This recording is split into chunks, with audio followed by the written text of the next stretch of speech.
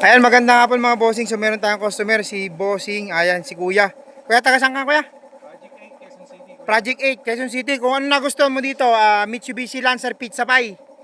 Ayan, automatic transmission. So yan, napakarumi. Kasama na yung mga ano yan, mga dumi-dumi, mga alikabok kay kuya.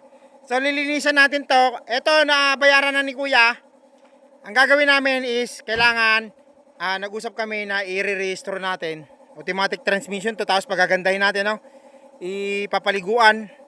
Yung mga bintana, ayusin, napagkasunduan din namin ni kuya yan.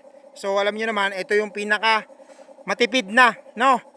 Matipid na sasakyan, 1.3. So matipid talaga ngayon. Ayun yung mga hinahanap ng mga customer ngayon, kung saan sila makakatipid sa gas. Dahil mataas yung gas. Ayan kuya, baka may gusto ko na yung shoutout. Shoutout sa mga European Eagles Club. Mabuhay tayo lahat. Iyon! Kuya, to si kuya. Yan. Salamat kuya, thank you. Ayan. Okay na tayo dyan kuya.